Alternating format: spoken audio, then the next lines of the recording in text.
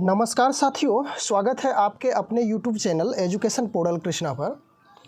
काफ़ी दुखी और भारी मन के साथ इस वीडियो के साथ उपस्थित हूँ। कारण से आप वाकिफ़ हैं ही, काउंसलिंग और पोस्टिंग के लिए अब लंबा इंतज़ार करना होगा। क्या कारण है? शिक्षा विभाग की ओर से आज की तिथि में जो 2 पत्र जारी हुई है, उसमें क्या क्या बातें अंकित की गई है, विभिन्न समाचार पत्रों के माध्यम से, विभिन्न चैनलों के माध्यम से यह भी जानकारी मिल रही है। शिक्षा मंत्री से बातचीत हुई उन लोगों की, उन्होंने भी स्पष्ट किया कि अब दूर दूर तक जो यह इंतज़ार की घड़ी है धूमिल होते जा रही है। अब ऐसा प्रतीत हो रहा है कि काउंसलिंग और पोस्टिंग के लिए काफ़ी लंबा इंतज़ार करना होगा।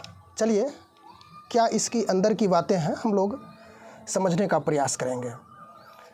सक्षमता परीक्षा उत्तीर्ण जो प्रथम फेज़ हुआ था, 1,87,818 नियोजित शिक्षकों की काउंसलिंग और विद्यालय आवंटन को लेकर पिछले 2 दिनों के लगातार एसीएस जो प्रभार में है, हाल फिलहाल डॉक्टर एस सिद्धार्थ के नेतृत्व में अधिकारियों की बैठक में कुछ अहम फैसले लिए गए हैं। पहले दिन की बैठक में कुछ बातें छन करके आई, जिसमें कुछ जानकारी मिली इस प्रकार की कि काउंसलिंग और पोस्टिंग को लेकर के चर्चा हुई, जिसमें 20 जून से पहले काउंसलिंग संभव नहीं होने की बातें हुई थी। स्पष्ट किया गया कि पहले काउंसलिंग तब पोस्टिंग होगी। यह बातें अब तो क्लियर हो चुकी है कि पहले काउंसलिंग होगी, उसके बाद पोस्टिंग होगी।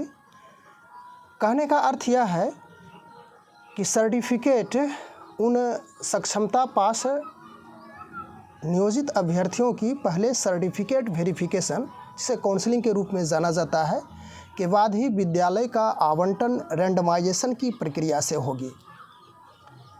यह भी बातें चली थी कि सक्षमता 2 परीक्षा ली जाएगी, फिर दोनों सक्षमता 1 और 2 अभ्यर्थियों की काउंसलिंग होगी। तत्पश्चात विद्यालय आवंटन होगा।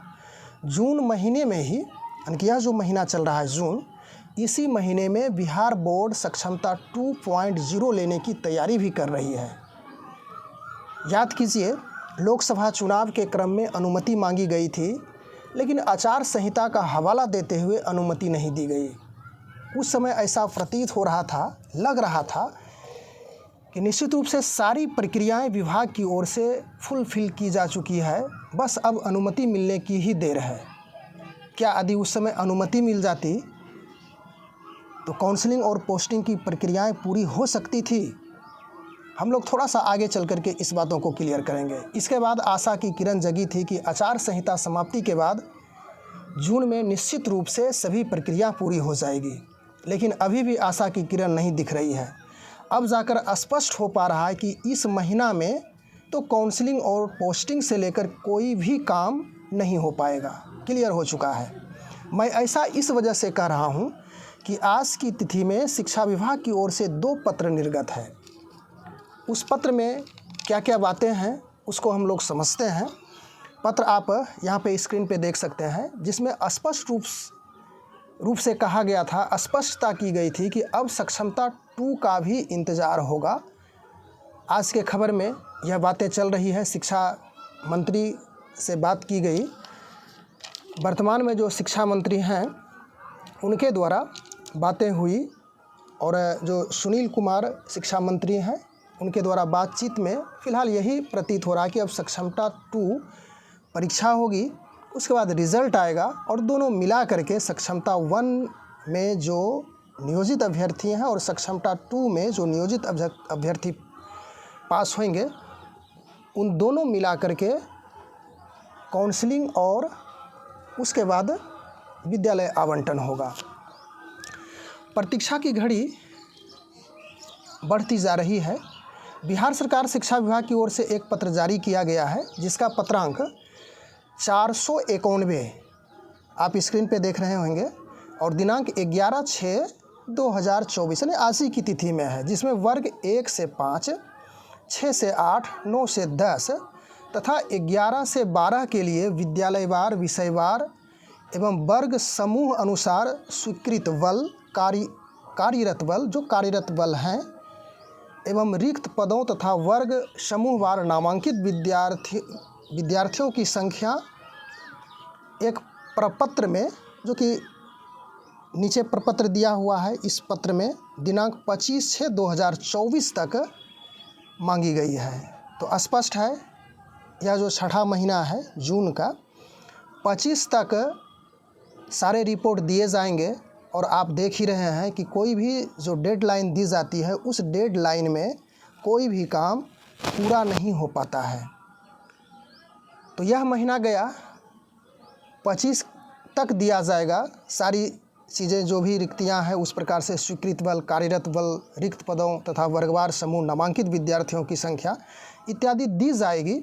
उसके बाद उस पर विचार विमर्श किया जाएगा, कर्मियों के द्वारा मंथन किया जाएगा, फिर उसमें धीरे धीरे प्रक्रिया बढ़ती जाएगी, समय बढ़ते जाएगा। उसके बाद दूसरा पत्र, जिसका पत्रांक 490 दिनांक 11/6/2024 है, पत्र आप देख रहे हैं। इसमें किसी भी कोटि के शिक्षक का स्थानांतरण करने से संबंधित बातें लिखी गई है, यानी कि किसी का स्थानांतरण नहीं होगा। कहा गया कि सक्षमता परीक्षा उत्तीर्ण स्थानीय निकाय शिक्षकों के काउंसलिंग और पदस्थापना के पूर्व किसी भी कोटि के शिक्षकों का स्थानांतरण नहीं किया जाए, करने पे कठोर कार्रवाई होगी, यह भी स्पष्ट है। तो दोनों प्रकार के पत्र से अब तो क्लियर हो गया है कि अभी फ़िलहाल इस महीना में कुछ नहीं होने वाला है। उम्मीद रखिए कि जुलाई में कुछ काम बन सकता है, लेकिन यह जो काम होगा अभी भी असमंजस यानी संशय की स्थिति बनी हुई है। सक्षमता 2.0 की परीक्षा रिजल्ट के बाद दोनों शिक्षक अभ्यर्थियों की काउंसलिंग और पोस्टिंग एक ही साथ होने की संभावना जताई गई है। शिक्षा मंत्री सुनील कुमार के द्वारा फिलहाल नियम के बदलाव में कोई उम्मीद नहीं जताई गई है। पोस्टिंग के बाद विशेष शिक्षकों के लिए, जो दिव्यांग हैं, महिला अभ्यर्थी हैं, उनके लिए कुछ विशेष प्रकार के लाभ दिए जा सकते हैं, वह भी काउंसलिंग और पोस्टिंग होने के बाद ही। फिर अंत में स्पष्ट कर दें कि अब यह काउंसलिंग और पोस्टिंग का काम के लिए हो सकता है लंबा इंतज़ार करना पड़ सकता है। बस इन्हीं सारी बातों के साथ इस वीडियो के साथ उपस्थित हुए थे। आने वाले समय में हम लोग देखेंगे कब तक यह प्रक्रियाएं पूरी हो जाती है और जो नियोजित शिक्षक राजकर्मी का दर्जा प्राप्त करने के लिए जितनी जल्दबाजी में परीक्षा दिए थे, रिज़ल्ट आया था और ऐसा प्रतीत हो रहा था, ऐसा दिख रहा था कि जल्द से जल्द ये सभी राजकर्मी का दर्जा प्राप्त कर लेंगे। लेकिन